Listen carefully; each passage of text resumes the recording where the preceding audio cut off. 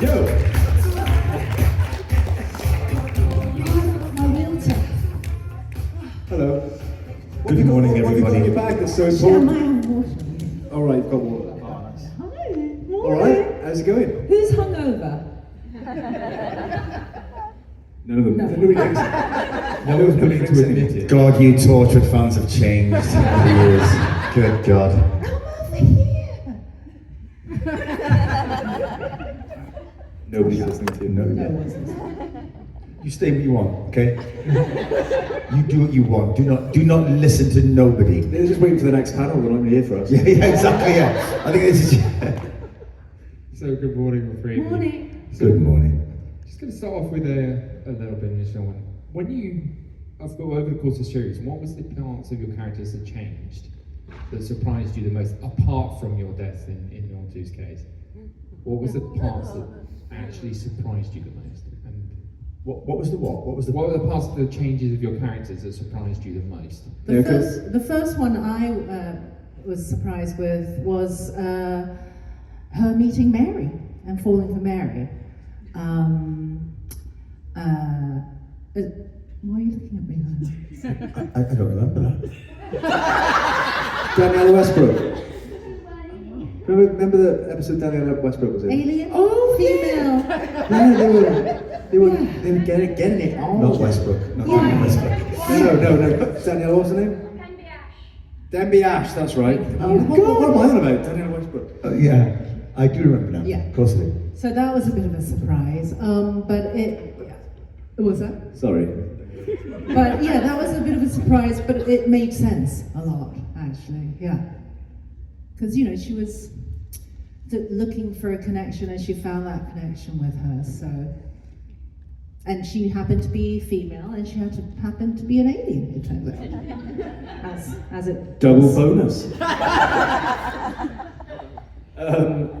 Yeah, I think it was getting the script for Cybergirl. I think 'cause, yeah, up until that point, I was just like in the periphery. Had a little bit of a flirtation with Captain Jack. I just popped. Pardon? A little, yeah. And I just popped up in the background and again said something dry and sarcastic. So when I got the script for Cybergirl, it was a completely Yanto-driven episode, and I was just flabbergasted that A, they give me that responsibility, and B, that he hadn't died already. So yeah, it was a surprise, but a very, very lovely one. Yeah, I think I think the biggest surprise really is that Reese survived the whole thing, and like he's still, Reese, in terms of like the whole series. You know what I mean? I remember the memo getting the end of season 1 saying they changed the last script, and the last bit of the memo was, "And Reese survives, hooray!" Because he's a very killable character. You know what I mean? I remember he is, and Russell has said that himself because it works. It would work so well for Gwen at the time, of course, because he's not averse to killing off people and shocking. And of course, when Cooper, lead girl, kill off her husband, it works. It's but I think that was the surprise really. And then they made a decision, and I think to go right, this man can't be kept in the dark any longer. He's got to find out about what his wife does. And I think then it just grew and grew. But I think the surprise for me was that Reese sort of survived and kept getting involved in it all and getting challenged in that way. It's his disbelief at this world that was going on. Again, it was brilliant writing, but this normal average day sort of bloke on the street being confronted with this crazy world and these crazy people that I came across. So yeah, I think in a way he became a reflection of the audience and how they would. Maybe the average person watching it, what they would react to. So that was maybe the end. They were trying to get that sort of element into it, but then he becomes so much. The stuff that he's been doing in Big Finish is like it's crazy. He's on his own now. He's literally, yeah, because Gareth knows. Reese literally is on his own now, and like literally running Torchwood in Iceland, and like defeating everything. So yeah. Yeah, I suppose he became, because in the first couple of eps, the audience was Gwen, and it was Gwen being introduced to this world with the audience. So and when Gwen becomes a fully fledged member, and I think Reese's reaction seeing Jack for the first time. What is that? Who are these? All of that. But I think that's it. There's an underground base in Cardiff Bay. You know, that is like what? There's an alien crime fighting team. And I think people who are watching Torchwood for the first time are probably thinking that, but it worked. And yeah, again, Russell's right in. We have a question already, so we're going to shoot that. Hi, well, that's good. Not working. shout. Oh, here we go. So it's good to meet you all. What's your name? My name's Sharon. Nice to meet you, Sharon. Hi, Sharon. Hiya. I was just wondering if you've got any really funny stories from set, and what's your funny story from set? It was a very serious set. There was There was no funny stories on the Torchwood set. It was all very. Everybody was well behaved on the Torchwood set. It's very professional. There was no unprofessional behaviour. We've got nothing to say. We are absolutely. The Torchwood set was fun. It was mayhem. It was joyous, and it was full of laughter and good people across the board. And there was lots of tomfoolery and making people laugh, corpsing, jumping out, scaring people. Led by John, led by Eve, led by Vern, led by these guys. I'm just in the water. So lots. Every day was I think was from where I was. Every day was fun and full of laughter because we worked long hours. These guys especially. So with something like John at the helm, leading the fun and the laughter, picking people up, giving the energy to get through a long hard day. That's what it was like. That was the fun. John's like a medicine, and when you need picking up, he's the man for it. Where have you gone? I'll be right back. What's she doing? Sorry. This is what happens when you don't direct questions directly at her. She gets quite bored. She gets quite bored and like she needs sort of attention. So when she does come back, all the questions should be towards me. Yeah, it was a really fun set. They actually made a huge mistake by putting a working arcade machine and things like a skateboard on set because if things took a little bit too long, we'd be playing arcade games. But Burn certainly would be ollieing across the hub on the skateboard. That comparing it with John Barrowman's inexhaustible energy and fun and songs and dance. Yeah, it was a really good fun set. Yeah, it was a joy to be around. And but as specific stories go, you'll have to speak to my lawyer. Okay, thank you. And we mentioned their big finish about the different characters that have evolved out of that. Do you think now that there's more of an expanded universe now they want to push out onto television because Disney now are involved with Doctor Who? Do you think they could possibly start to bring some of the big finish stuff to the smaller screen? And if so, what would you like to see brought to our streaming services? There are loads of Big Finish audios that would work really, really well on TV. A lot of them, and the beauty with Big Finish is that you can write things that you wouldn't have the budget for in TV. So the locations can be a bit more exotic. You could, and the special effects and the things that you imagine and put to page can be a bit more ambitious. But there are some. I was approached earlier by a gentleman who talked about one of the scripts that I did, Disco, which was about Yanto trying to go back in time and meeting his dad, the dad that he didn't know, and I think that would be a really good, affordable episode to do, and an interesting one. But there's so many. I think there's like 100. I think the one that Joe Liz has just done, which I can't talk about yet, I think will be the 100th Torchwood Big Finish. So they've got lots and lots to choose from if they ever did. I'm not sure if they would, but I would personally love to see them. Of course you would. I mean, of course we would. You know, we'll pick 5 big finishes and we'll all go on and do 1 hour specials of them on telly. Of course we would love that. Is that going to happen? Honestly, no. But wouldn't it be great? You know what I mean? But like Gareth said, and Gareth writes brilliantly for them. It's an it's an empty-pocketed budget. You know, they can just do whatever the hell they want. You know, Reese can be in America one scene, then he can be somewhere else in the next scene. He can be on the fastest supersonic jet to get to somewhere else in the world. You know, you can do whatever you want in Big Finish. You can really expand your mind, and that's the beauty of, I guess, of like animation and audio. You can literally create whatever world you want with that. So, and because you know the characters so well, you can picture them and you can decide what world and what is surrounding them at the time. So there is a joy to it as well. I think that's kind of like leave it where it is. And Naoko Mori, everybody. Sorry, so I had half a banana earlier, just like threw it in my mouth, and then I was like, oh, it's kind of stuck in my throat, so I didn't want to throw up on stage. So I just excuse myself. Okay. I was like stuck here. I was like, Do you have a question about Naoko's eating banana? Not about the banana, no. do not eat a banana in a hurry. I'm applying to drama schools at the moment, and I was wondering what advice you have for people getting into acting. Don't do it. No. Okay. So the things I've learned recently that have come to mind is never compare yourself to anybody else. Yeah. You're your own unique being. Nobody's journey is even similar, let alone the same. So you can go through social media and look at other actors' advice. Some of it will resonate with you, and you can take it on board. But never take anything as gospel. Nothing's right. Whatever, there's only one right thing, and that's what's right for you. So keep that in mind at all times. It might take a long time,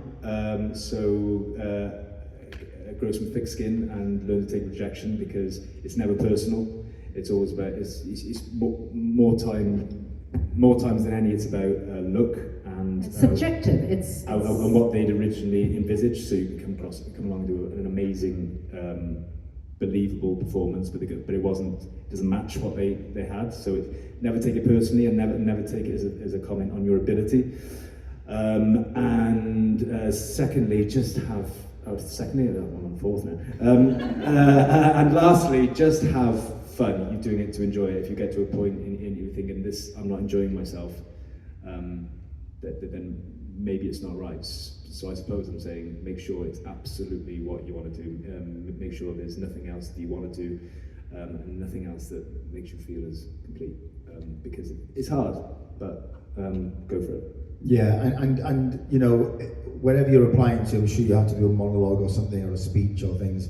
Make sure that you are staying true to yourself and choosing a speech that you can relate to, resonate to, that's in your casting bracket, your age. You know, don't play an older woman. Play something that's true to you, that can really stick out to you, that you can bring a bit of yourself to, kind of thing. And like I said, it's really about just don't stop, keep working hard, and don't give up. You think we've had long careers, and the reason why we've had long careers is because we haven't quit yet.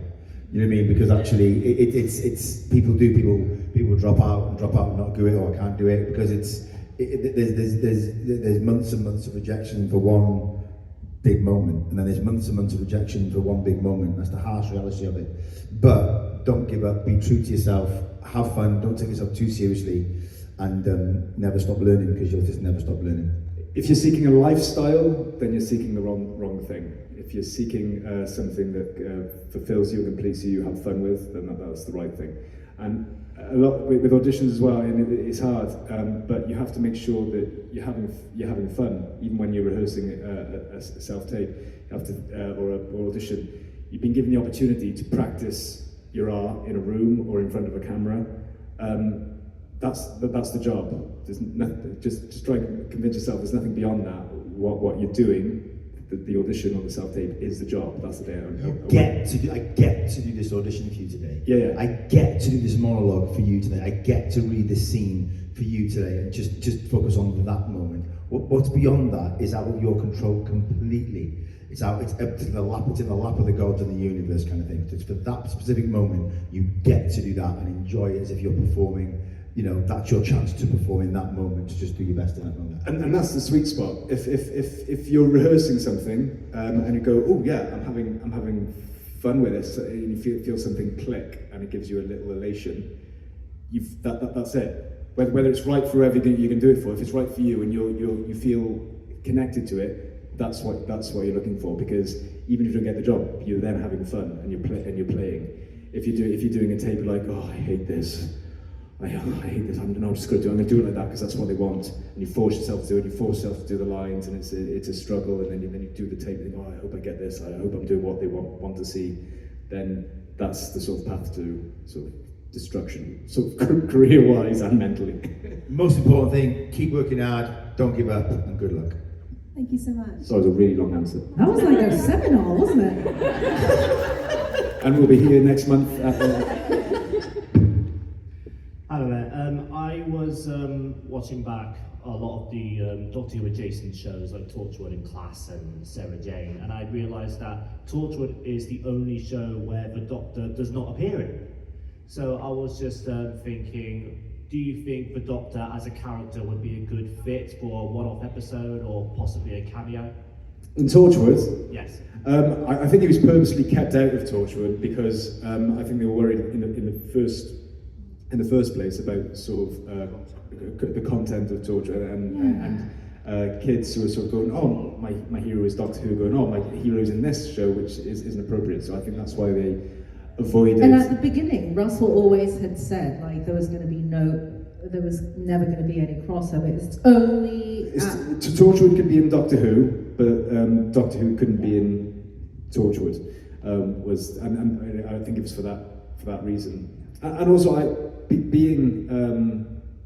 I've done a couple of episodes of Doctor Who as Yanto, and the tone is different. You know, I was still playing the same character, but everything had to be sort of lifted slightly and communicated more clearly. And I think the other way around it might jar. So maybe not.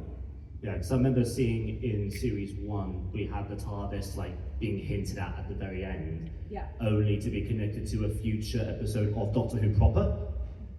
So yeah, absolutely. It's just, now that you mention it, it does make sense. There'll be hints and mentions, but I think putting a sort of family-friendly icon into a sort of show with sex gas is. I forgot about sex gas. Sex gas. Might be doing the younger viewers a disservice. Fair enough. Thank you very much. Thank you. Sex gas. Don't lie, that's you just being on the corner there. Favourite episode? Perfect. Sex gas. Cliche question, but what is your favourite episode to film and or watch back? Countryside will always be the one that's most close to my heart. It was the first time that it was just after Cybergirl, so I already felt like a fully fledged member of the team, and it was the first time Yanto got to go out on a field trip and not be in that suit. That's fun. I remember Ray Holman saying to me, he said, "Oh, me and Russell were talking yesterday, and we can't wait to get you out of that suit." That was said, and neither could I. It was great to get into sort of civvies and go out and camp. I love camping. Owen Teal. Owen Teal played the bad guy. So horrible being. Be happy. So it was really good. It was really good fun, and we really bonded as a cast. And we got to get out of the hub. Were you there? We did get to get out of the hub, and we went to stay in a lovely hotel in the Brecon Beacons, and it was nice. Unfortunately, Kai was with us in spirit, but he was actually one of the Can I dead just say bodies. though? Can I just say my favourite episode is Countryside, and I wasn't in Countryside. I think I'm in at the very end when Gwen returns hungover from the week in Brecon Beacons. But I think Reese is at the end of Countryside. I think he is. Yeah. But I wasn't. But I remember them all going, because I remember speaking to Eve and you'd all wrapped, and then the following week you were off to Brecon, and it was I was jealous. But it's my favourite episode. Andy Goddard directed. It's my favourite episode to watch. I loved Fragments as well. we're talking about Countryside. Personally, of course, I enjoyed filming Meat because that was great for Reese. But one of the funnest episodes I think we had was we were all involved in it, which is whenever I was involved in the team was brilliant. It was Something Borrowed, I think, for the wedding day in that bloody big place outside Swansea when we were chasing the shapeshifter. You were tied up on the bed. When you tied up on the bed? Yes, Nana was. Yeah. It was like a cross between Shaun of the Dead and 30 Days of Night, wasn't it? What are you talking about? You were tied up on the bed. You had a lot of sex gas that day, so. Am I right? She was tied up on the bed, wasn't she? Yeah, with banana. Yeah. Yeah. Oh, banana guy. Oh yeah. With banana boat. Yeah, Johnny Owen. Yeah, that's it. Yeah. Not banana hammock. Oh no, banana boat. Banana boat. That's it. Yeah, I remember that. Tosh said bananas make her sick. That's right. Oh God, of course.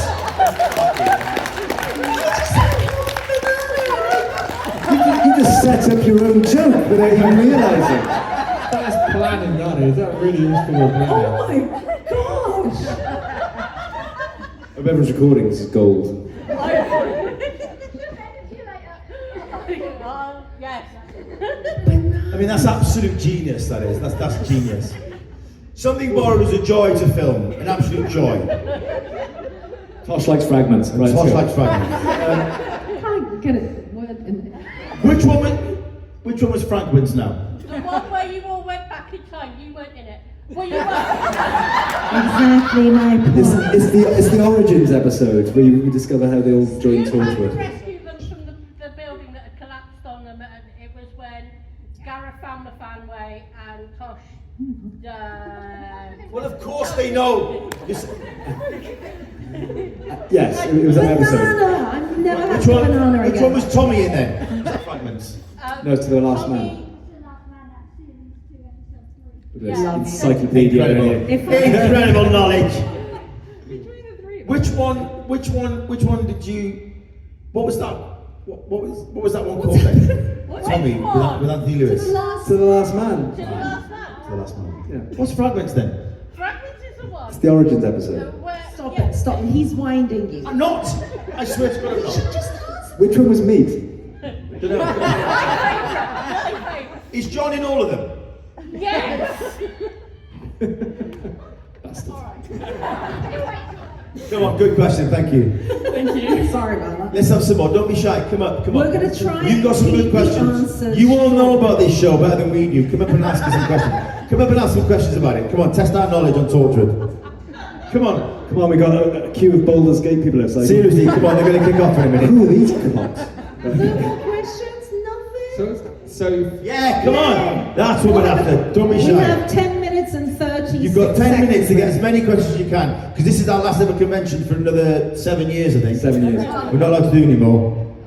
First of all, hi, so lovely to meet you all. I've literally just started watching Torchwood this year, because my boyfriend loves it. Spoiler alert. No, spoiler. No, it's okay, it's fine. I already, I feel like You're the new gen. Yeah, new gen, thank you. And I heard, I think I read a Tumblr post that you split your head open right before filming Countryside, and I'm just wondering if it's true.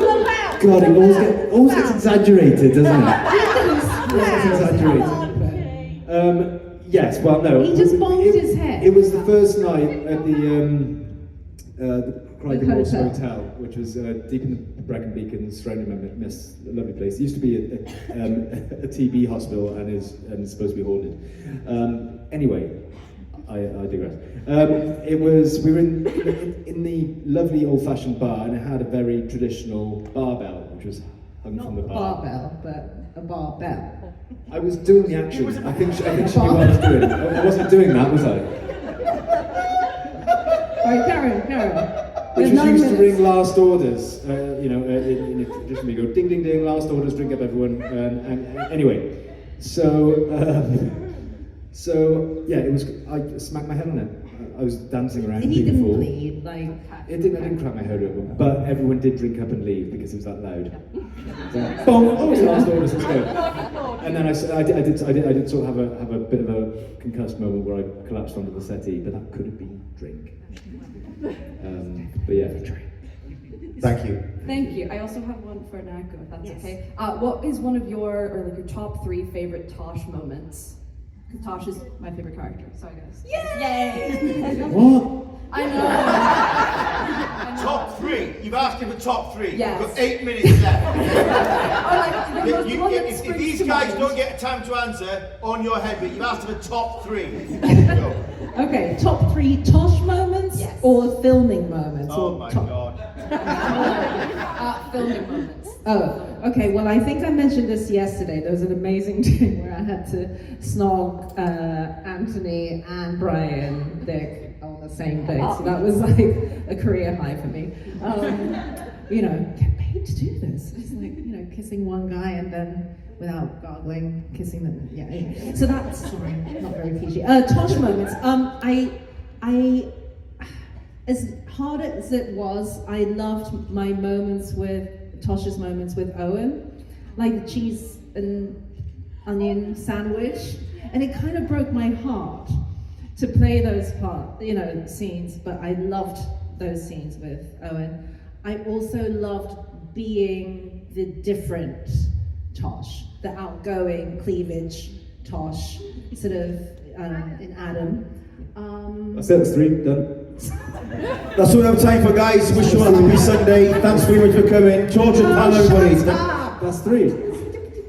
Yeah, so I'll stop. Thank you so much. Thank you. You asked for, you didn't ask for 4, did you? You asked for 3. That was about 5. There was 5 in there, I think. There was about 5 Just or 6. because she said Tosh is her favourite. Hi, nice to see you all. My question is actually for Gareth. If there's one thing you could change in Gentle Stories, what would that be? He's dead. One. What thing I change? I would take a hazmat suit to Thames House. That's how you answer a question, concisely and quickly. Next question. All right. Question for Naoko. If you had to pick a life partner for Tosh, would it be Adam or Mary? That's a good question. That's a good question. That is a good question. Oh gosh. Bear in mind, Adam was a bastard. She had the best day on set ever with Adam and Tommy. Well, I think not Mary, only because she was A bastard as well. Maybe a bastard. She really didn't have a lot of luck, did she? But Adam. I know. But it's The choice is between Mary and Adam. I think I'd have to go with Adam because Mary was. It's But Adam turned Gareth into a murderer. Who cares about Gareth? I'm sorry, what? I mean. All the people that erected my shrine. Next question, let's go. Thank you for your amazing question. How do you think your sort of relationships with Indira Varma Susie would have progressed over the show? She'd survived the first episode? Indeed. Concisely? That's another good question. I don't know. I think Yanto probably would have always been suspicious of her. I think Tosh was very let down. Or got suspicious by it. But yeah, I've actually just done a big finish audio. I'm not sure if I'm allowed to give away any of the lines, but I'm going to anyway. There's a line where I'm referred to where one of the characters, in character, and it's a characteristic trait, it's not me being sort of sexist, refers to her as thinking sociopath's trumpet. So yeah, she was a sociopath, but actually, probably her intentions were meant for well. You know, she had a point in the grand scheme of things. Whether Yanto would have got suspicious of that, he's quite good at sort of feeding people out and somebody quiet, reserved in the background and observing and watching people. I think he would have been probably the first to work out something that was a bit off. And Kai, did you sort of think how your Reese would react to Susie? Because of Gwen? I think she'd have blanked him for the whole time. Yeah. And like completely ignored Reese.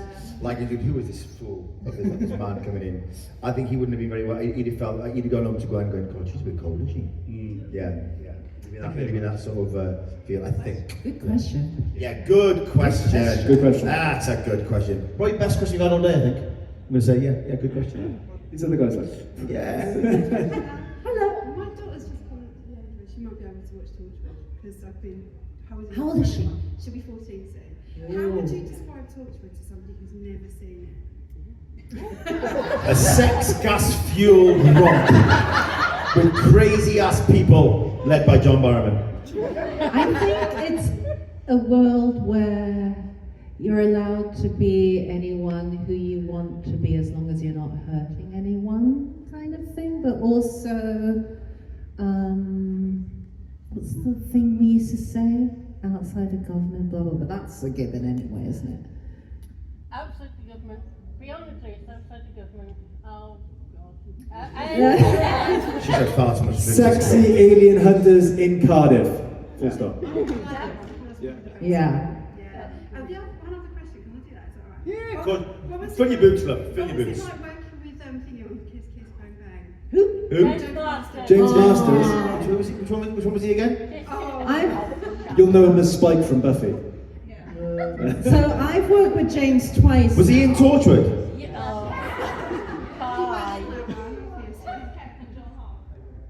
No, he wasn't. We have 2 minutes 30 left. Look, the Baldur's Gate people here, they're like, James is they've lovely. got broadswords.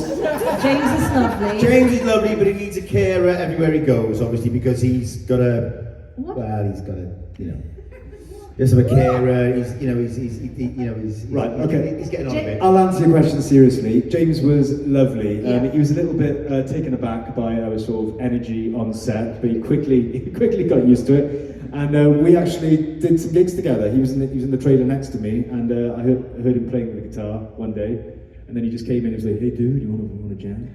Or we're waiting for some. So we jammed, and they said, "Hey, man, we should do a gig." And then we did do a gig in Cardiff Bay, and I formed a band and everything, just do a gig with him. And I'm actually in one of his songs as a lyric. I hope Naoko knows her lines. Which I always Go home soon. He was brilliant. He was brilliant to be around. And we took the piss out of him, of course we did, do you know what I mean? And because we just had a laugh, he was like a ledge. He was taken aback by our energy, but the energy at times, just like Gareth said, he was amazing. He was amazing to be around. In a lovely way, we wound him up, sort of thing. But it was brilliant. He's a great guy. He's such a good actor as well. We did a pilot together years later called 3 Inches. Which was a hilarious show about people with really bad superhero powers. And he was like the boss of it. It was a really good show, but he was brilliant, and I wish that became a series because I think he's a really good actor. He's funny as well, very funny. He's a great actor. It was a great coup it was a great coup, and Russell was really excited. Great job, James Masters. He's good fun to be around. Thank you. We have 35 seconds left. 34, 33. Any more questions?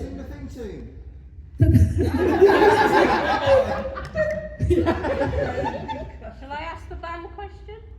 Sure. Gareth. You say so. Gareth knows what it is. I don't. What? You and John, and do you like kissing him? Oh, fuck off, Sam. Sorry if there are youngsters in the audience, but fuck off, Sam. Sorry, I haven't been asked that question like more than 5 million times. What's it like to kiss John Barrowman? He's only been asked what it's like to kiss me like twice. So as soon as it's level pegging, then I will excuse the term. And I will answer the question. I just got what you What said. a question to end on. Well done, Sammy. You've spoiled everyone's everybody's pile, Sammy. That's it then. Thank you. Thank you very much, everybody. Ladies and gentlemen, please join me in a massive round of applause. Thank you. Thank you very much, everybody.